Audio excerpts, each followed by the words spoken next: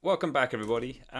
Today I just want to have a little quick talk. Actually, what prompted this is a little bit from another YouTuber, a guy, I forget his full name, it's Luca. I think he did a nice little rant for about 45 minutes talking about the autofocus stuff with Fujifilm. I don't want to get into that today. I've already just done a video recently about that. We're going to lay off Fuji from the autofocus front for now. But what he did talk about, I thought, was something that I've been meaning to talk myself about for quite some time, and that is really about lenses for the Fujifilm X-mount system.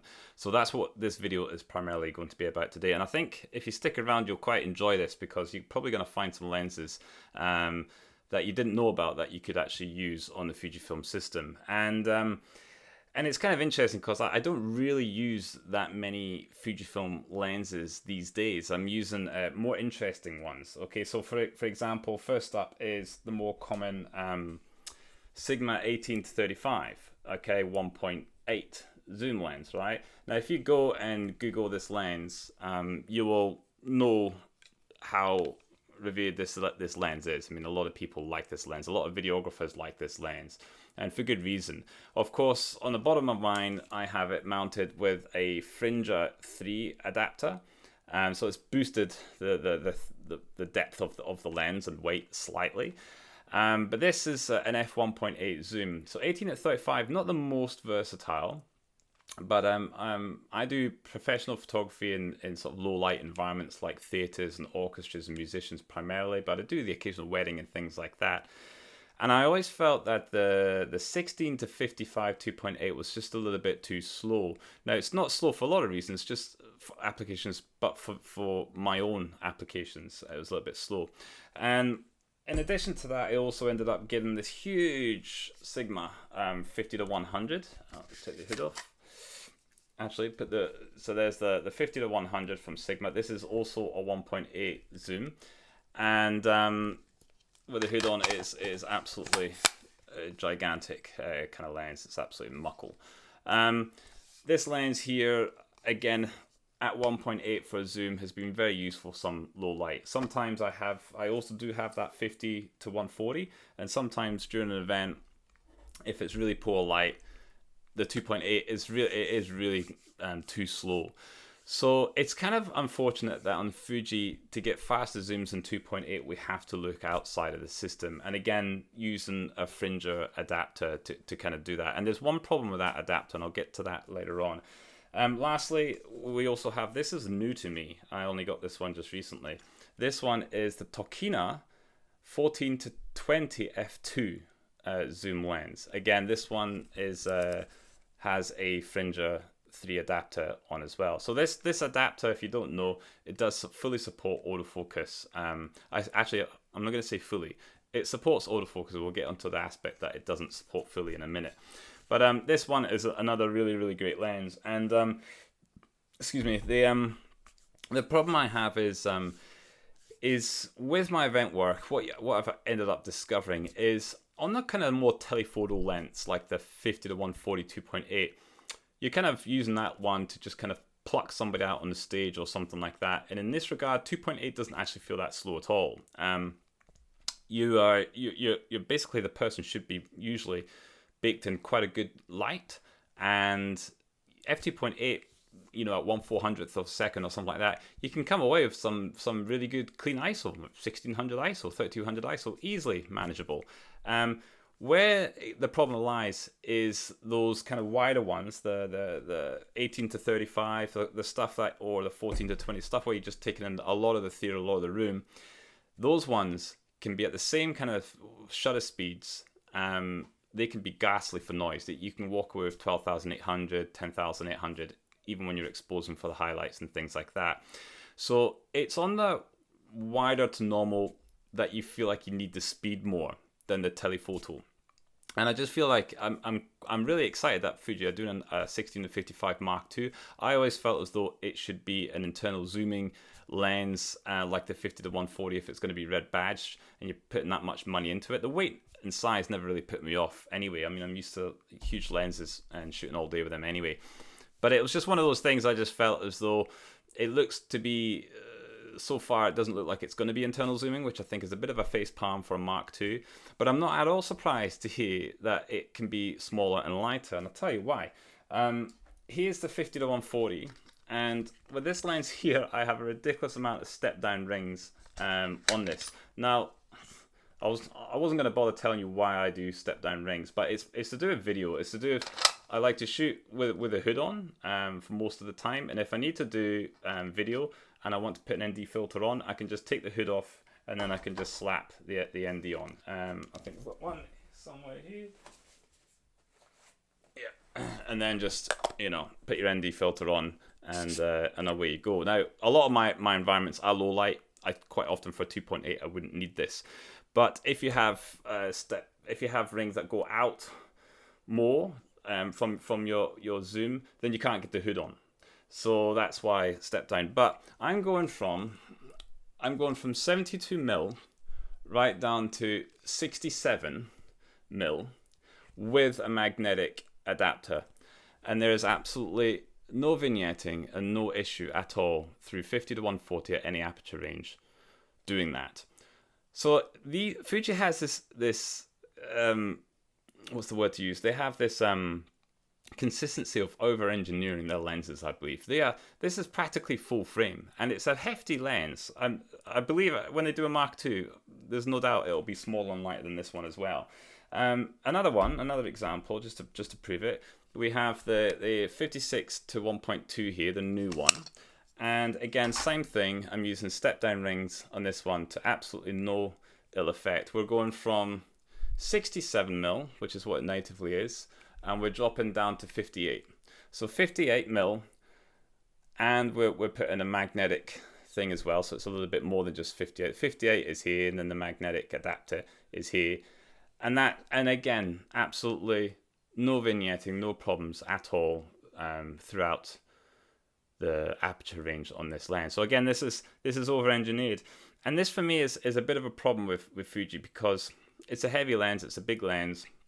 It doesn't feel like when I recently heard that they were announcing a new sensor, and before I knew it was going to be this portrait-orientated 1-inch sensor plaything, I thought maybe it's actually going to be full frame, and all this time they'd be making some lenses that are over-engineered for APS-C because they had this intention of maybe doing a full frame mount eventually. I wondered if their strategy was to dominate APS-C and medium format to begin with, because let's face it, if Fuji could sort their autofocus out, if they could get it to a Canon and Sony level, and if they did full frame, the rest are in serious trouble. Because the only reasons everybody loves going to Fujifilm for the colors, for the experience, they just don't like the autofocus, and they don't like sometimes the fact that it's not full frame.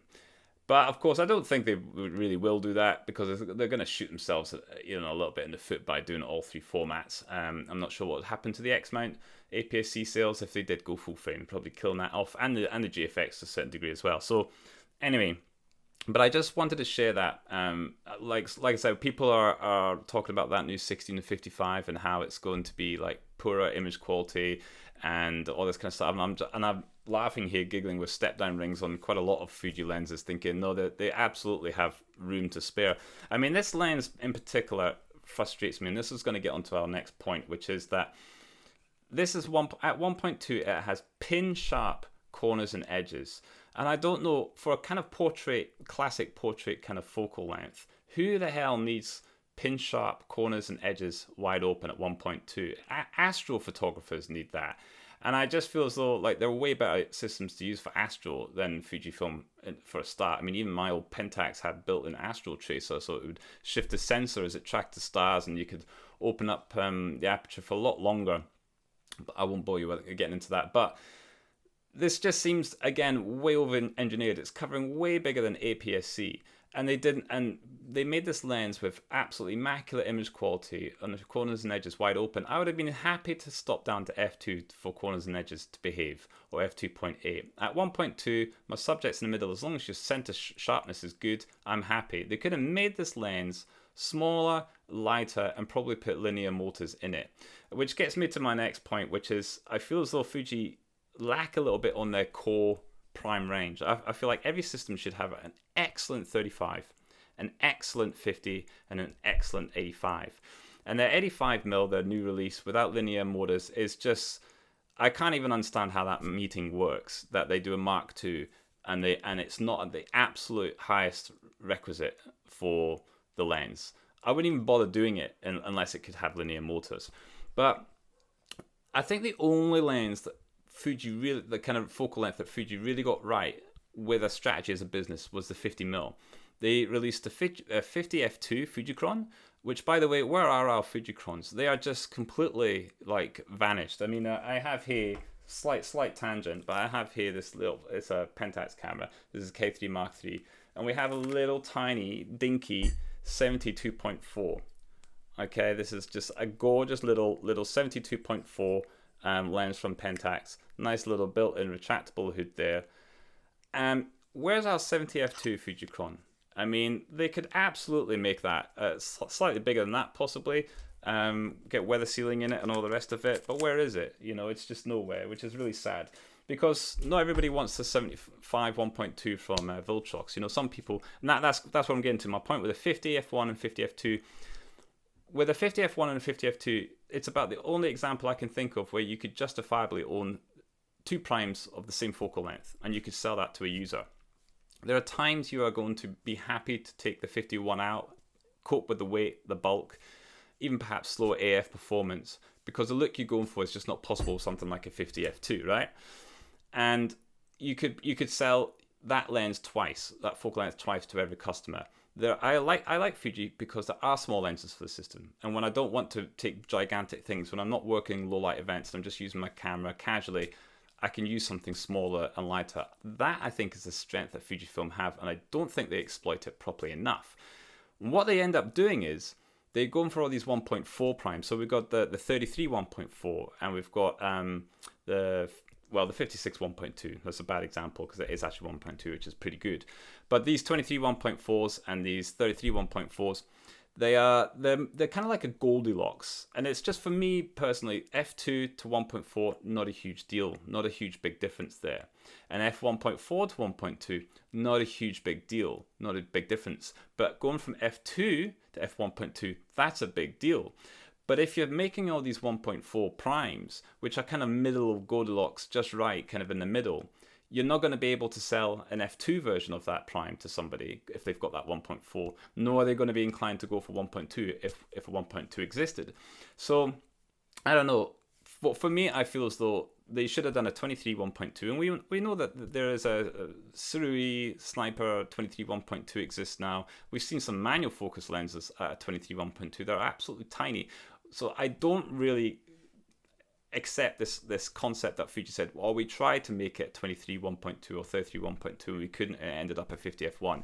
I'm like, no, what you're doing is completely being obsessed with clinically sharp rendering from the get-go at the widest aperture, and you're over-engineering way past APS-C size lenses, which is what's nerfing you. You absolutely could make a 23 1.2 and a 33 1.2. And if you did that, I think your 23 f2s and your 33 f2s, they can all be there as well. And people could end up owning that length twice. So that's that rant over. But I feel as though their core prime lenses, they've got a lot of lenses for APS-C, which is fantastic. That's an absolute pro for Fujifilm. Coming from something like Pentax, where there's a lot less lenses, it feels like that anyway. Obviously, they can adapt manual K-mount lenses, but I won't get into that. But in terms of modern lenses, they've got a lot of choices. You know, you've got I have the XF 14 2.8, but you could also get the 16 1.4, 16 2.8, 18 to 18 1.4. You know, they're doing a lot like that. It's quite good.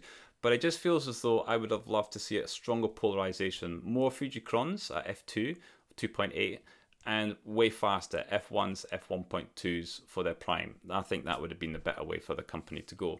But anyway, the newer 16 to 55, just looking at my notes there, but the newer 16 to 55, the other thing is what I've learned is 16 isn't wide enough for a lot of the event work I do. 14mm is that sweet spot, which is why I use that, the Tokina 14 to 20 f2, or I actually went out and got the 14 2.8, even though I have the 16 1.4. There were just times with this Sigma that I would go to 18 and I'll go, I'm not wide enough, and I would swap out the Sigma 18 to the 16 and go, it's better, but it's not quite there. And what I really need is that 14. Once I get to about 14, it's giving me what I want for the situation I find myself in, where 18 is not wide enough, or 16. And I find as though, I mean, in full frame terms, that 14 is about 20 mil, and there's just not enough 20 mil zooms out there. I think Tamron do a 20 to 40 or 20 to 45, something like that, 2.8 for E-mount.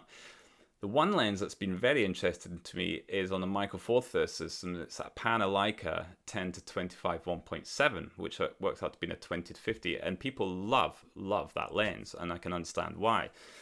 And so this 16 to 55 2.8, and they have a 50 to 140 2.8. For me, I don't quite understand. Well, you're overlapping by 5 mil for a start. I would so much prefer to have, you know, if this is your partnership, if this is your event working, you know, you've got one body with 50 140, 16 55 in the other, I'd far prefer that 16 to 55 to be a 14 to 45. I don't even need it to be 50, because I'm at 52.8 on the 50 to 140 2.8. So I'm quite happy to go to 45 2.8 and then go, okay, I need something longer. Now you go for the telly. But I'd rather have wider than 16. And that's just me. But I get the logistics. Probably very hard to get a zoom lens with good distortion control down at 14 all the way through up to something like 45. But for me, that would be a much more useful length.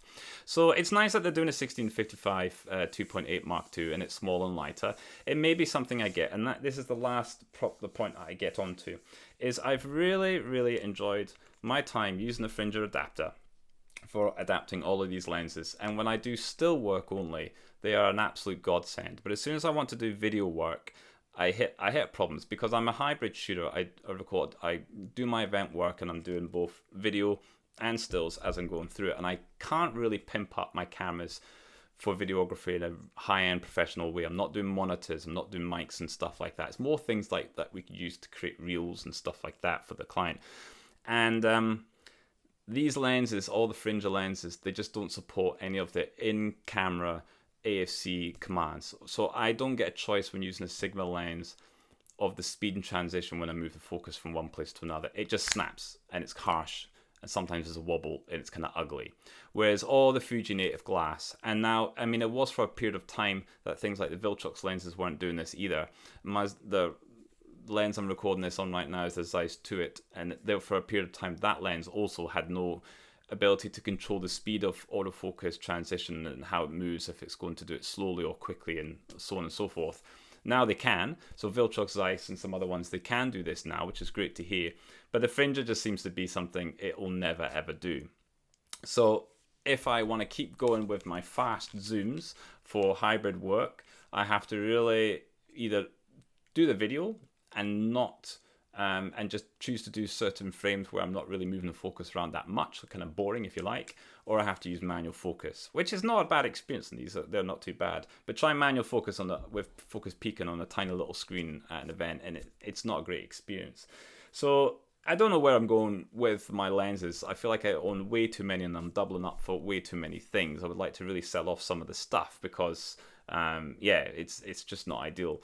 But, you know, we'll see where Fujifilm go with their next firmware update as well, because they say they're going to enhance video autofocus performance. Maybe touch tracking is working much better. Maybe these lenses will do much better in that regard with the Fringer adapter. We'll see how those lenses kind of cope. So I'm just going to kind of hold for now. But I think that's really all I have to say is it was just like Luca's video about video, his video about lenses, and how you really have to concentrate on lenses to build your system. And I feel like Fujifilm have taken their foot off the gas a little bit.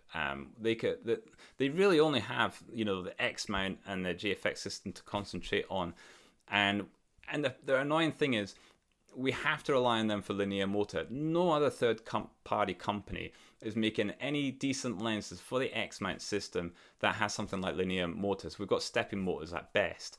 And stepping motors can be fine. Like the 50f2 is incredibly good for autofocus. I used to own that lens. It was fantastic. I kind of almost regret selling that one. It's a real sleeper lens.